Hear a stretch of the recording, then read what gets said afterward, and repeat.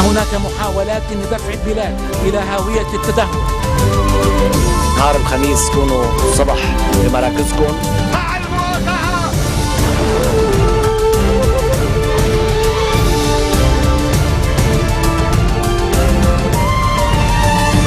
Bonjour à tous et merci de nous rejoindre pour ce nouveau journal de la rédaction. Voici tout de suite les titres de cette édition.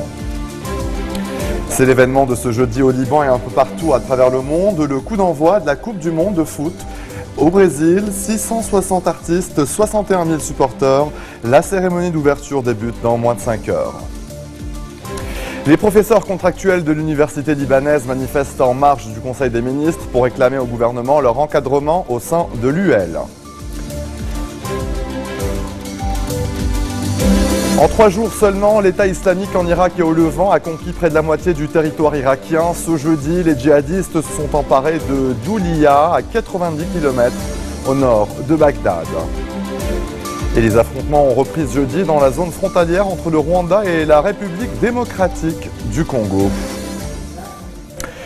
Le jour J est enfin là. Le coup de sifflet de la 20e Coupe du Monde de football va retentir dans un peu plus de 6 heures avec un match d'ouverture Brésil-Croatie. La pression est d'autant plus forte pour les Brésiliens qui visent un 6e sacre mondial à domicile. Un mondial sur fond de grève et de manifestations qui pourrait perturber un des plus grands événements sportifs de la planète. Un reportage signé Noural.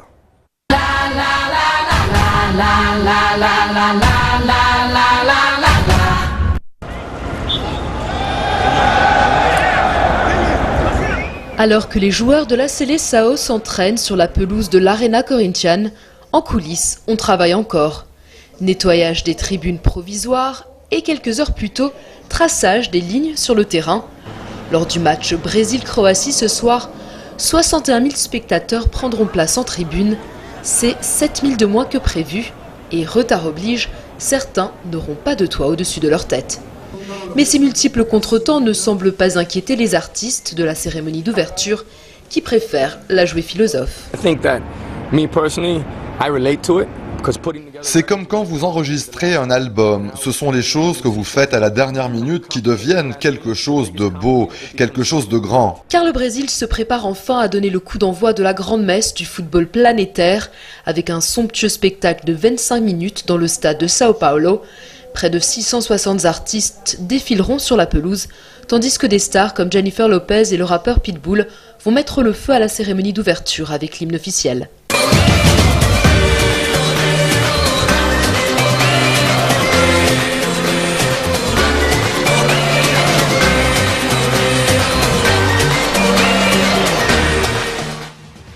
Une fête qui doit permettre d'oublier un moment les problèmes que pose l'organisation d'un tel événement sportif dans un pays émergent de 200 millions d'habitants.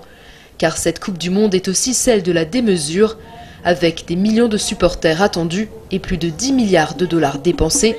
Il s'agit du mondial le plus cher de l'histoire. Les organisateurs espèrent que c'est la fête qui va déferler dans les rues après un an de manifestations et de protestations, parfois violentes, à travers le pays. Selon un récent sondage, moins de la moitié des Brésiliens estiment que l'organisation de la Coupe du Monde est une bonne idée. La hausse du prix des transports a motivé les premières protestations il y a un an. Aujourd'hui, le peuple réclame un meilleur système éducatif, un meilleur système de santé, une autre gestion du secteur public et une lutte efficace contre la corruption. E é uma Copa que não tem condições de acontecer num país como o nosso. On n'a pas les moyens d'accueillir cette Coupe du Monde. La population a des revendications qui n'ont pas été prises en considération. Des personnes continuent de se faire expulser de chez elles à cause des travaux.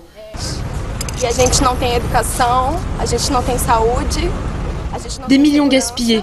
Il n'y a pas de système d'éducation, pas de système de santé, pas de sécurité. Chaque jour, des personnes sont tuées dans les favelas et les indigènes sont tués en Amazonie. Une victoire du Brésil serait donc une véritable bouffée d'oxygène pour toute une population. Pas de quoi s'inquiéter si l'on en croit les prédictions des chamans péruviens.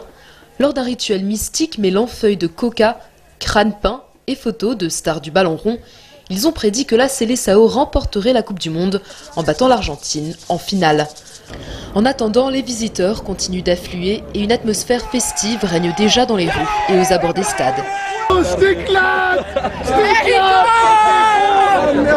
China! Yeah! I love World Cup!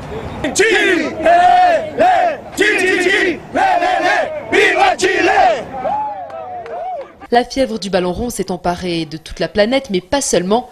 Ces astronautes de la Station spatiale internationale se préparent eux aussi à suivre la Coupe du Monde à leur façon.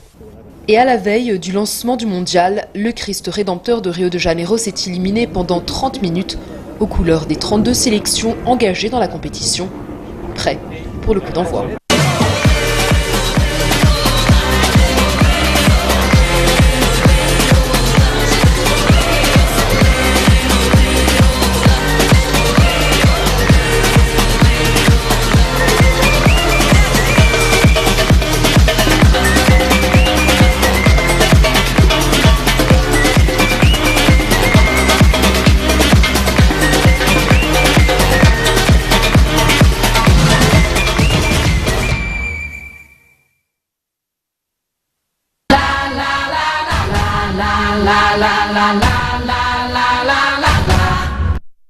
Retour à la politique maintenant. Le Conseil des ministres au Liban s'est réuni ce jeudi au Grand Sérail, le siège du gouvernement à Beyrouth.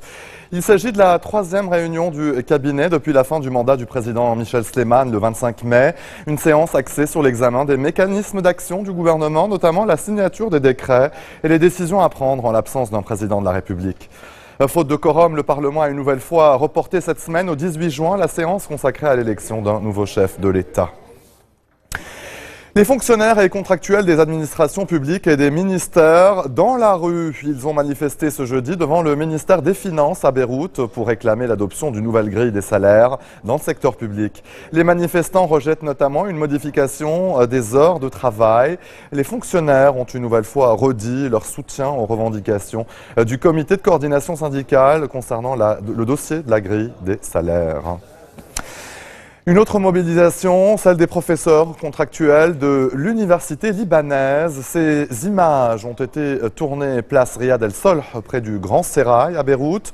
Une mobilisation en marge du Conseil des ministres pour réclamer au gouvernement qu'il examine donc leur demande d'encadrement au sein de l'UL, un bras de fer qui dure depuis plusieurs années. Le directeur général des instances islamiques, Cheikh Hicham Khalife, a appelé ce jeudi à l'élection d'un nouveau mufti de la République, et ce, le 31 août prochain. L'actuel mufti, Cheikh Mohamed Rachid Kabani, achève son mandat fin septembre. Dar El Fatwa et les anciens premiers ministres sont engagés dans un bras de fer depuis plusieurs mois. Dar El Fatwa est accusé de remettre en cause l'unité de la communauté sunnite lors d'un conflit sur une décision d'élargir son collège électoral. Et on passe tout de suite au reste de l'actualité régionale. Alors maintenant, je vous le disais, en Irak, en 3 jours seulement, l'État islamique en Irak et au Levant a conquis près de la moitié du territoire irakien. Ce jeudi, les djihadistes se seraient emparés de la ville de Doualiya, à 90 km au nord de Bagdad. Le Parlement irakien devait se réunir ce jeudi à la mi-journée pour débattre de l'instauration de l'état d'urgence dans le pays, à la demande du Premier ministre Nouri El-Maliki. La session d'urgence n'a finalement pas pu se tenir, faute d'avoir atteint le quorum. En fin de matinée, des responsables kurdes ont annoncé avoir pris le contrôle de la ville pétrolière de Kirkouk, à 240 km au nord de Bagdad.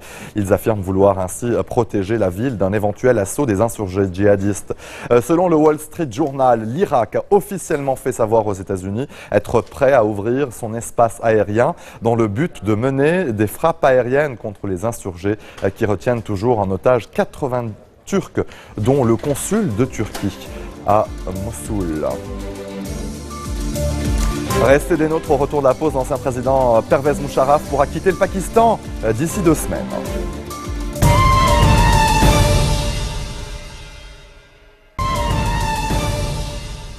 Retour sur le plateau de l'info dans la bande de Gaza. Ce jeudi, les funérailles d'un combattant du Hamas tué hier soir lors d'un raid aérien israélien sur le nord de l'enclave. Des dizaines de combattants du djihad islamique, la branche armée du Hamas, ont participé aux obsèques de Mohamed El Aour, 30 ans.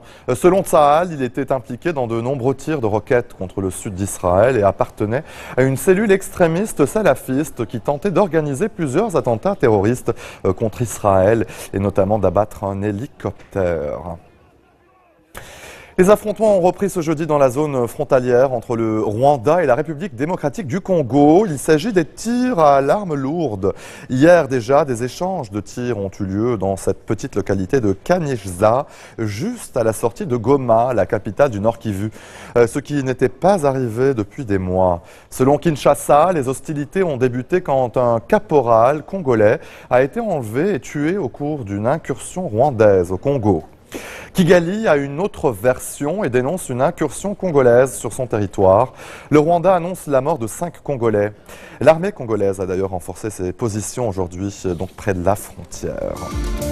Allez, en bref, dans le reste de l'actualité, Laurent Gbagbo va-t-il ou non être jugé par la CPI où il est détenu depuis 2 ans? L'ancien président ivoirien devrait être fixé sur son sort d'ici la fin de la semaine. Il est accusé par la CPI d'être co-auteur indirect de 4 chefs de crimes contre l'humanité commis fin 2010 lors des violences post-électorales qui ont fait quelques 3000 morts.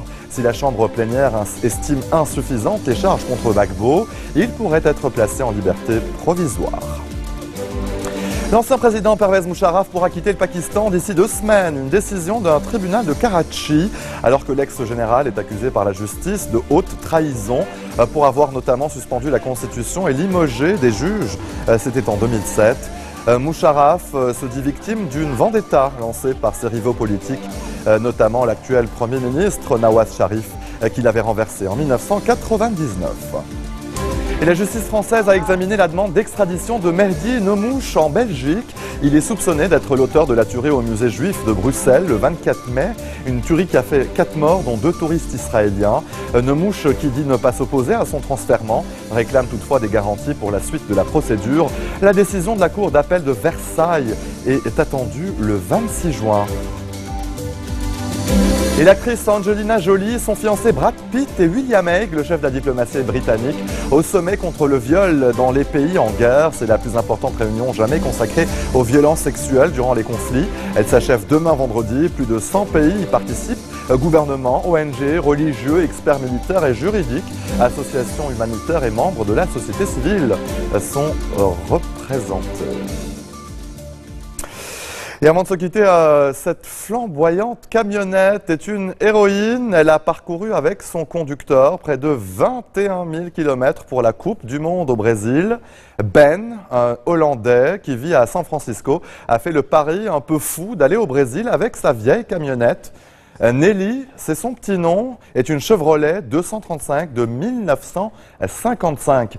Ben a traversé pas moins de 12 pays sans aucun souci mécanique, passant par les États-Unis, le Mexique, le Guatemala, le Salvador, l'Honduras, le Nicaragua, le Costa Rica et enfin le Panama.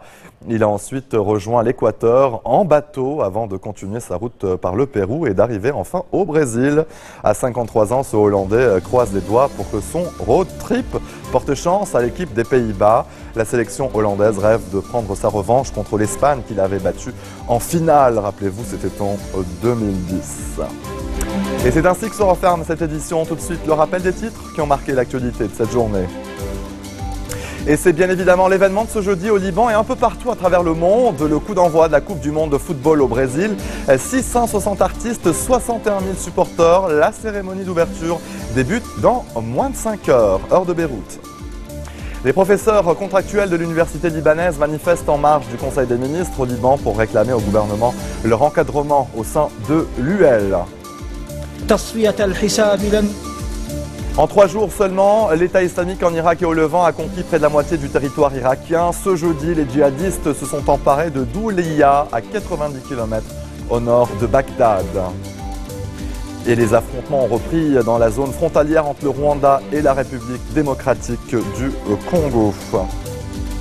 Merci de votre attention. Retrouvez-nous tous les jours à 16h40 heure de Beyrouth. Vous pouvez également nous suivre en ligne sur notre site web ou en téléchargeant notre application mobile. Excellente soirée à toutes et à tous et bon match. هناك محاولات لدفع البلاد إلى هاوية التدهور. نهار الخميس كونوا الصبح بمراكزكم.